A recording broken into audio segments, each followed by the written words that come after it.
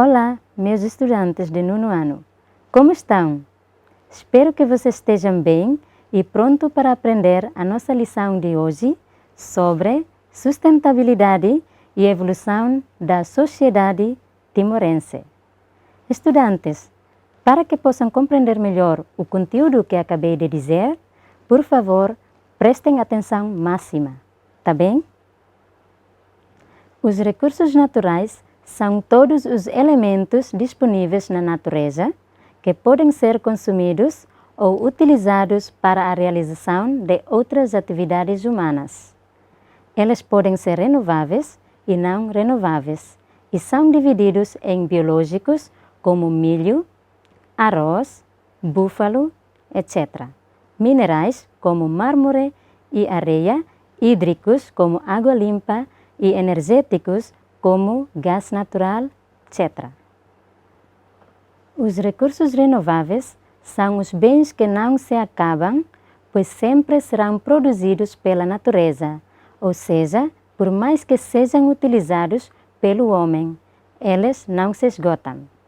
Portanto, os recursos renováveis são caracterizados por possuírem uma alta capacidade de recuperação. Exemplo, energia do sol e água. Enquanto os recursos não renováveis são os que podem acabar ou diminuir muito, caso não sejam usados com moderação de forma consciente. São alguns exemplos: petróleo e gás natural. A exploração dos recursos naturais é complexa e pode ter impactos ambientais graves. Somos muito afetados pelas alterações climáticas que têm consequências diretas sobre os recursos naturais como a água, o solo, etc. Estas alterações dos meios naturais têm consequências também na produção agrícola, na segurança alimentar e no turismo. O ser humano utiliza os recursos naturais em quase todas as suas atividades. Por exemplo, na construção civil, agricultura, alimentação, etc. Todas essas atividades acabam produzindo muitos resíduos. De acordo com a sua origem, os resíduos são classificados em, primeiro, resíduos urbanos. Tem origem nas nossas casas, nos restaurantes, cafés, incluem embalagens, papéis, vidro e restos dos alimentos. Segundo, resíduos industriais. Resultam da atividade industrial, como baterias, resíduos de madeiras, etc. Terceiro, resíduos agrícolas. São aqueles que são gerados direta e indiretamente pela atividade agrícola, pneus usados, óleos usados, etc. Quarto, resíduos hospitalares. São produzidos em locais como, por exemplo, laboratórios de análise, postos de saúde e etc. Para reduzir as consequências negativas de acumulação dos resíduos, é necessária uma correta gestão, como, primeiro, reduzir o uso de itens não essenciais, por exemplo, comprar produtos que reduzam o desperdício, como comprar frutas frescas em vez de comprar frutas em latas, etc.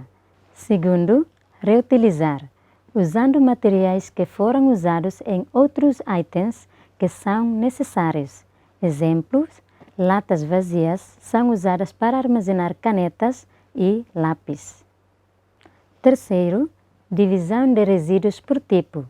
Exemplo, alocar os resíduos em diferentes locais com base no método de uso e descarte.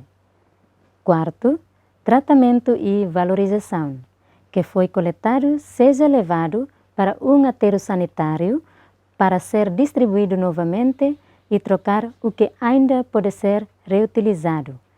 Exemplo, bens eletrônicos que foram danificados, como televisões. Geralmente, as pessoas levam o cobre neles para reutilizar. Outros exemplos, como os resíduos orgânicos, que podem ser produzidos em adubo. Os resíduos que não podem ser reciclados serão queimados. O restante dos resíduos será colocado em um determinado local ou será absorvido no solo. O restante dos resíduos deve ser gerenciado adequadamente, pois quando chove, a água pode entrar no solo e levar todas as substâncias químicas e resíduos para outro local. Em certos países, as águas residuais que foram utilizadas serão reprocessadas antes de serem devolvidas à natureza ou utilizadas pelos agricultores ou também por determinados processos industriais. Sociedade sustentável é uma sociedade que utiliza os recursos naturais de acordo com as necessidades e a capacidade da natureza de voltar a produzir para que as gerações futuras vivam de forma sustentável. Numa sociedade sustentável, há um equilíbrio perfeito entre ambiente, sociedade e economia. Estes três fatores determinarão se uma sociedade é ou não é sustentável.